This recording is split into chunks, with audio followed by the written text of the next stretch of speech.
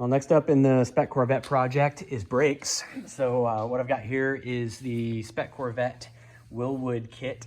Consists of the Aero 6 calipers. So this is my driver's side and my passenger side. Comes with a mounting kit specific to the Corvette and the necessary bolts to get that mount on there. Then we move into the two-piece rotors. So I've got an aluminum hat with a rotor ring and the necessary hardware to attach the two. These do come in two flavors that you can get. One is this type that bolts together. The other one has some tabs where the rotors and the hats just kind of sit together on these tabs and you don't actually have to bolt them together at all. I've never actually physically gotten my hands on that kit, but understand that it's a little bit more time saving, I guess, as you're putting these things together, since you don't have to worry about bolting it up and safety wiring. Anyway, I've got a nice set of spares on these things, so I went ahead and just to keep things consistent between this car and the black car, I'm going to use this this bolt together type. Let's see, along with that, this kit comes with some brake pads. The recommended pad is a Wilwood BP30, which I've got here. And they also make it extra thick, which is pretty cool. So the Aero 6 caliper can handle a really thick pad, which is nice because it just gets you a lot longer life out of it between brake pad changes.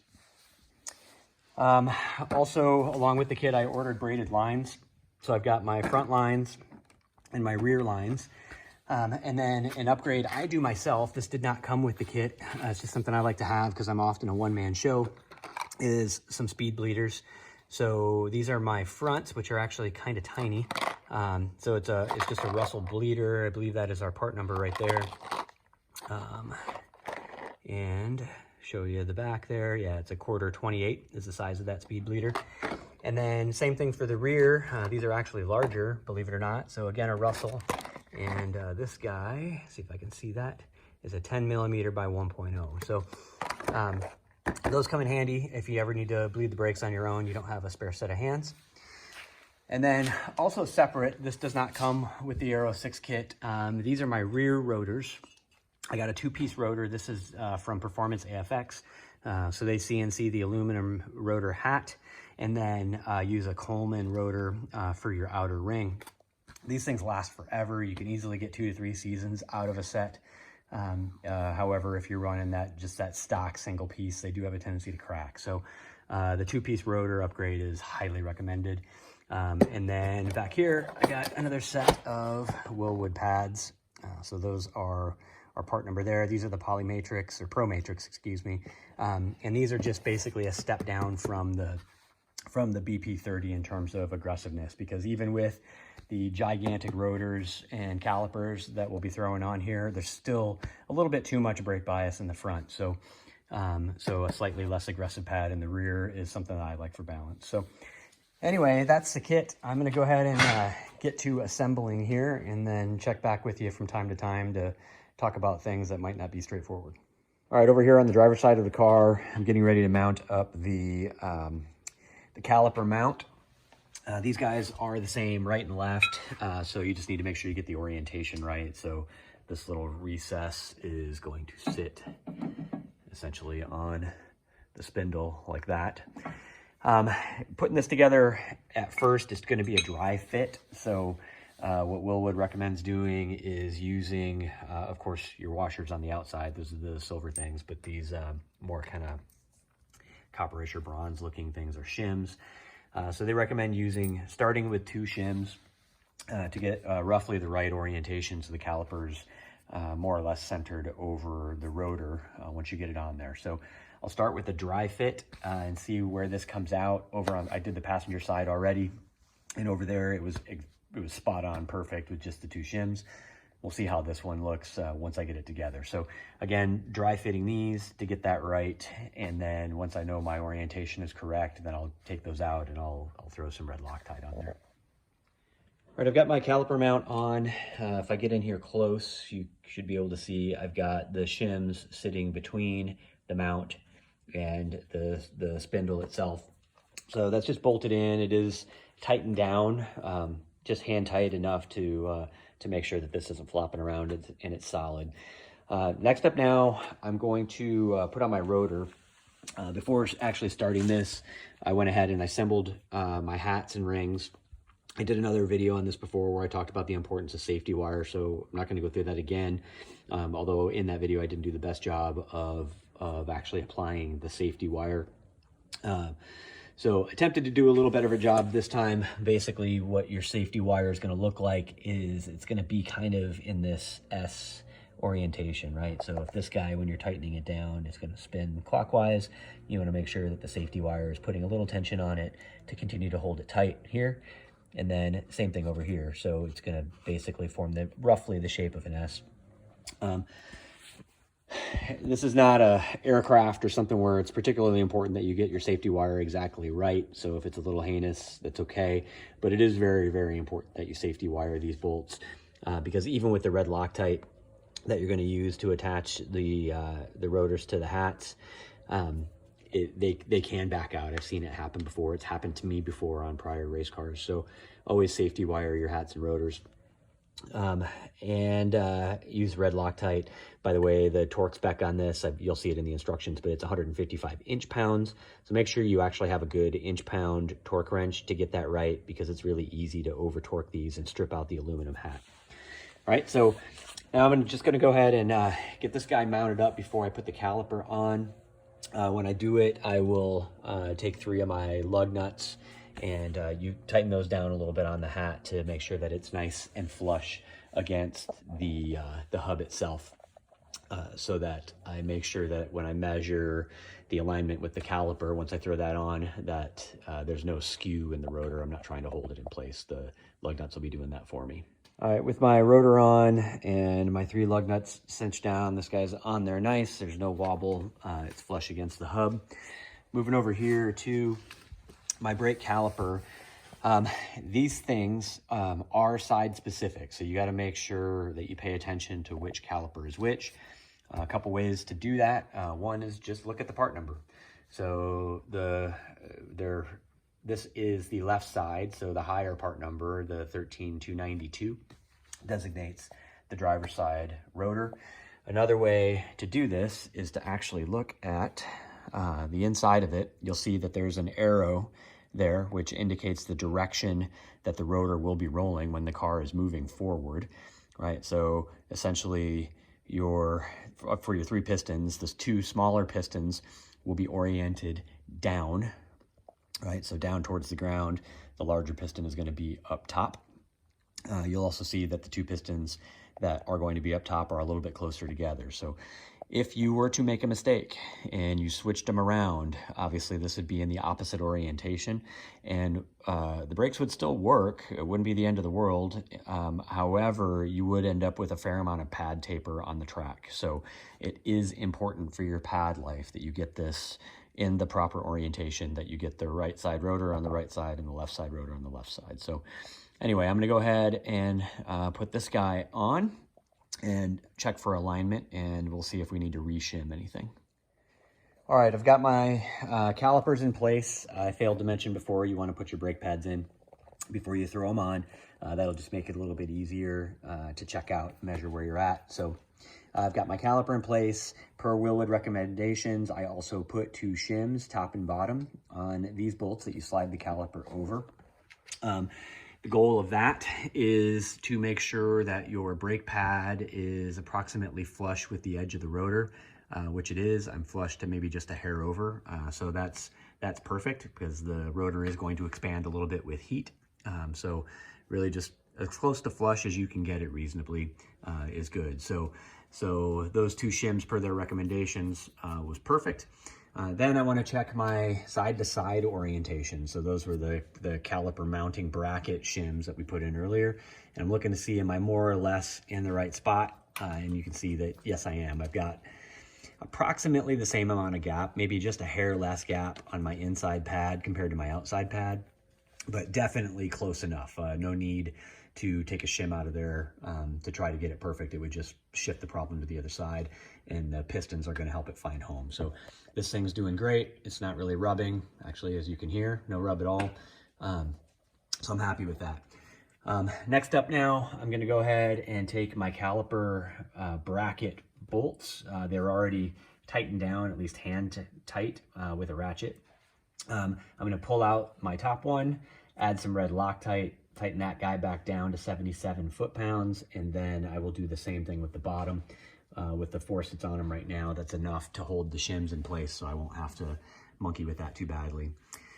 So I will get to that, and then we'll move on to bleeders and brake lines. All right, everything is now torqued down to spec. My bracket mounting bolts over here are at 77 foot-pounds. My caliper mounting nuts are at 47 foot-pounds. Now what I've done is I've removed my bleeder from the top of the caliper. Obviously these have bleed screws top and bottom. I assume that's so that if there was orientation on the front of the hub that this would become your top screw, but obviously when you bleed your brakes, you're going to be working with the top screw because you're trying to get air out and air bubbles to the top. So taking that out, my Russell bleeder is this guy right here. The stock bleeder is here. So this was just going to go in. It's literally as simple as putting in a screw. So go ahead and take care of that now. All right, next up in this process, I will be replacing this crappy stock rubber line with a braided line from my Wilwood kit. In order to do that, I need to get a fitting that also came in the kit over here onto the back of the caliper itself. So just grab a little bit of like pipe tape, PTFE tape, get it on those threads so that it's lubricated up and seals well. And then I'll get that threaded in there. Once I come over here to the brake line and open up this thread, it is going to belch a little bit of brake fluid out, and so to protect my shop floor, I just went ahead and threw a pan down here. It won't be too bad, but it is going to burp up a little bit, so I'll get going on that and check back with you. All right, well, I've got my braided line in place. Just sneaking back here, we can see that my fitting is in the back of the caliper. It's oriented in the downward direction, which gives me a nice sweep for the braided line to come back up to the hard line. Over here, I use the stock retaining clip to hold the braided line in place. That seemed to go in a little bit better for me than the one that came with the Wilwood kit. So that's there. And that's, pretty much it on the caliper installation. Let's see, other things I didn't mention. I did talk about the right to left orientation of the calipers matters. I didn't really talk about the rotors, so just make sure that you understand that the direction of the rotor does matter. These vanes are directional, so there's a right side and a left side rotor. One way to know for sure is to take a look at the arrow that's on the outside of the rotor. That arrow should be pointing in the direction of rotation. So you'll know that. Another way is just to check the part number on the box. So just like before, this 8399 designates the driver side rotor, and the 8398 would designate the passenger side rotor. So that's it on the fronts. At this point now, I'm just going to move to the back side, and we'll keep on trucking. All right, we'll move in to the back. I'm on the passenger side rear. You can see I've got one of my rotors on. These units, since I ordered the hats and the rotor rings together from Performance AFX, came pre-assembled. In this case, there are no holes. Let's see if I can show you back here for safety wire, which did make me a little bit nervous, but these are actually Stover nuts. They're basically mechanically latched to that to the thread. They're single time use nuts. So these have never backed out on me, and I've been running them now the entire time on my Spec Corvette. So these should be good to go, but do keep in mind that if you order these from Performance AFX, that every time you replace your rotor ring, you should also replace the nuts and bolts at the same time. So anyway, this guy's on. Performance AFX marked them for me right and left. Although if for some reason you get a hold of one that's not marked, basically your fins just fan out. And the other way that you can tell is just by looking at the direction of the rotor vanes. They should look just like the fronts. So anyway, these guys are on. I'm going to go ahead and get my stock carrier back on. I've cleaned up my bolts, so I'll get a little bit of red Loctite on here and bolt the carrier down. Since that thing isn't really going to come off very often, maybe once every 2-3 seasons when you replace the rotor rings. you'll need to pull this off. Otherwise, this thing stays on even when you do a brake job. So, so a little bit of red Loctite, torque these suckers down to 125 foot-pounds, and then I'll be ready to get the calipers back on. Well, I lied. Not quite ready for the caliper yet. One thing I do with these pads, which you definitely don't have to do, I just do it, is that because these are street pads, they actually come with a squealer on it. A typical race pad would never have something like that on there. So you're probably going to want to replace your pad around the time it gets down to where that squealer is anyway, or basically about where that little line or vent in the center of the pad is. But just in case that were to get down a little bit farther, I don't really want to wear on the rotor too much, and I check these every race or every race weekend. So odds of actually running through a set of rear pads to hitting backing plate are very, very low. So what I'll do is go ahead and take an angle grinder, and I'm just going to cut this guy off. I'll drop the angle grinder into that little 90-degree bend right there, cut that off, and then essentially just deburr it so it's not sharp, and then these pads will be ready to drop in. All right, I've got my caliper on. You can see I've got my brake pads are in. Everything's tightened down. Next up is going to be to replace my stock rubber brake line with my Wilwood braided line. So you can see one end of this guy is a banjo fitting. The other one is going to made up with the stock hard lines. So with the banjo fitting, basically you just take one of those copper washers, put it on each side, and then they provide a new bolt specifically for it. So I'll go ahead and thread that guy in, keep it a little bit loose on the back while I get that tightened up so that my line is doesn't have any unnecessary weird tensions or twists or anything like that in it. All right, a little unremarkable back here. I've got my braided line in, and just like up front, I retained the stock retaining clip here. So that's holding that new line in place. The banjo fitting, I don't know if I'll be able to get a good look at it, right there, right? It's just kind of coming towards the center of the hub. And it's relatively obvious when you look at the caliper which way it needs to go, because otherwise it'll have a tendency to bind up or want to come out towards the wheel or whatever. So anyway, this guy is in a pretty happy place without any twists. So that's ready to go. Last step here on this caliper is going to be, if I can get an angle on it, to change out my stock bleed screw. So I will put that speed bleeder in that I picked up as well. All right, well, that's pretty much it on the rear brakes. I've got my speed bleeder is in both sides. I've got my fresh rotors on, fresh Wilwood pads.